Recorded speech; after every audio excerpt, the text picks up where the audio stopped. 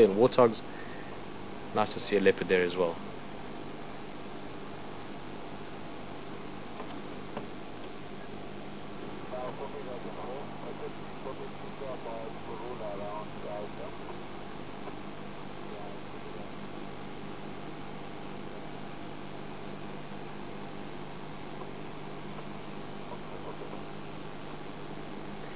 James, if we had a snorkel on this corner, we can just drive through the water out the other side. Now that would have been fun as well. Beautiful setting, just look at that. All those hollow pits. Actually, the place where she was drinking, it's also one of the places rhinos very often do their wallowing.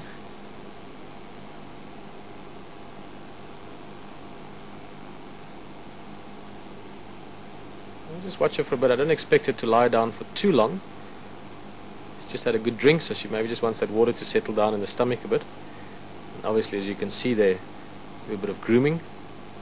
She's been walking a lot, or not a lot, but probably the last half an hour or so. So she would have picked up a few ticks and fleas. It's a good opportunity just to clean herself off, and then I'm sure she'll continue on. Especially once it gets closer to sunset, that's the best or optimum time for hunting for them.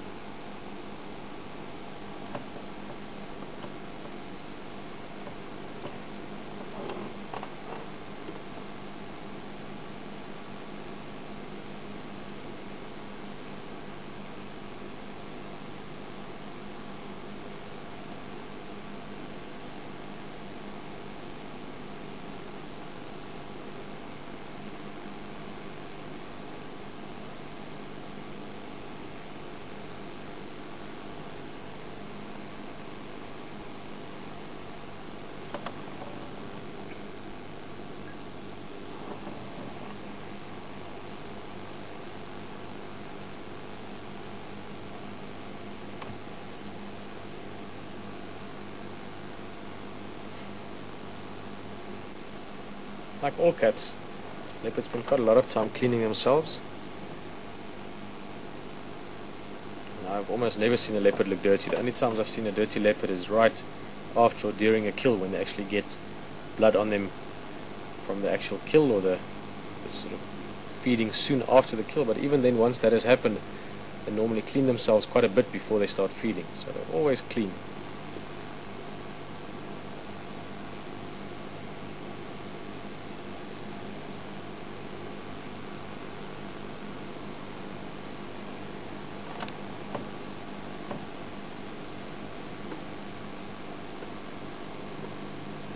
Just land there again. There's the dragonfly just landed on my arm, and then had to land here right next to us on the vehicle.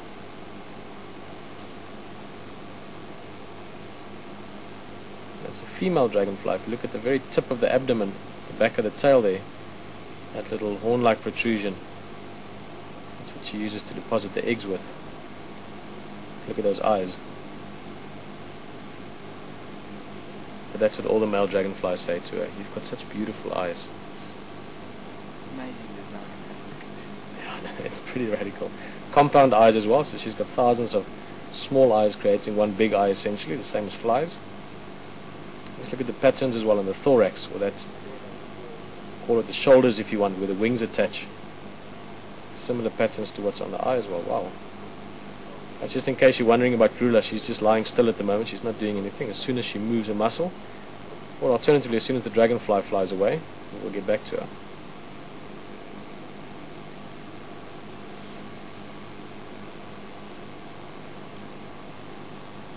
That's a buffalo thorn branch, just out of interest. We've seen one of the big 5 trees.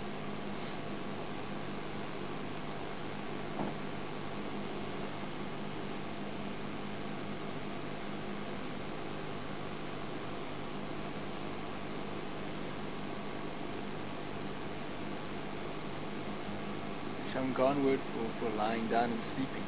It's lalapanzi. Yeah. You think that's a cool word?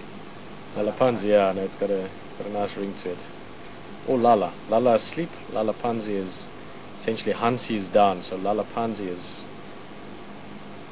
lying down or sleeping lying down. Uyatlela hansi also means sleep lying down.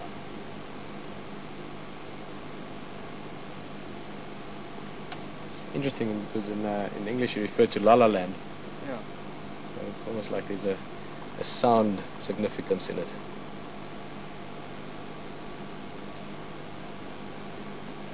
Every time she moves like that, I think she's going to get up and go again. Been tempted to try and get around to the other side, but I think she's going to move along soon. So I think we're just going to sit tight here. We've got a very, very good spot here on the edge of the water.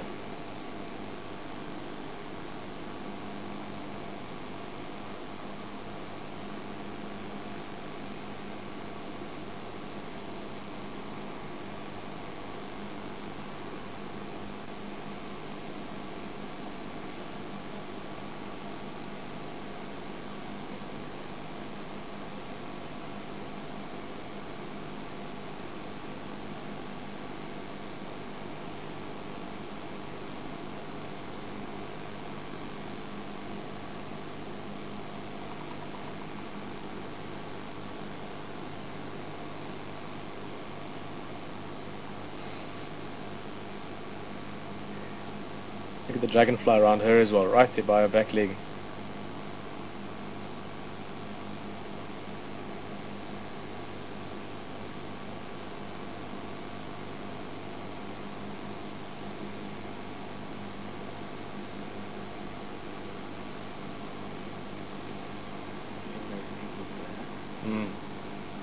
Using that tongue, like James mentioned, they're very meticulous cleaning that she's doing. She's using the front teeth there, she's doing that now again, just to nibble at whatever might be on the skin, so maybe a little tick or something that's already found a purchase on her skin. The rest of the time she's using her tongue literally like a comb. See there, she's biting or nibbling, and then she's using the tongue again. Got these long, sort of almost nail-like or hair-like hooks on the tongue. Call it hooks if you want. That's what they use for lapping up the water with. Also when they're feeding, they can use that very coarse tongue to get meat off bones.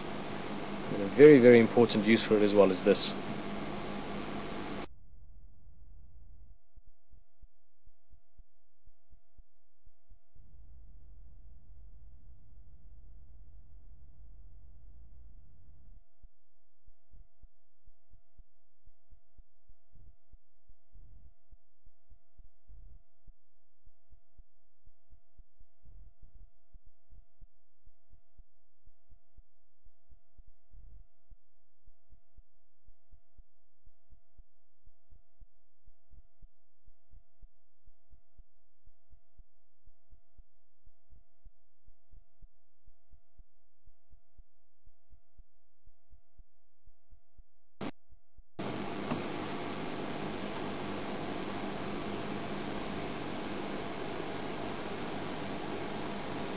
Look at that posture as well, alert, neck up.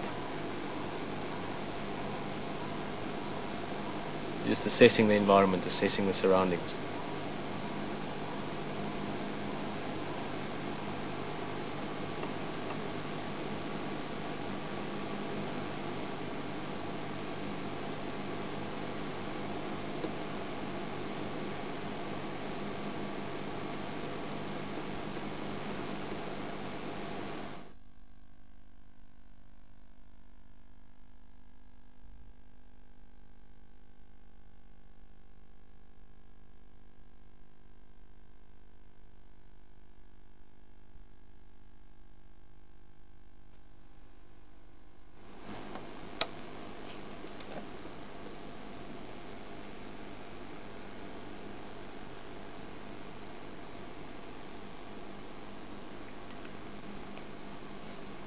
Little dove that just landed there for a drink as well, that's what she was looking at.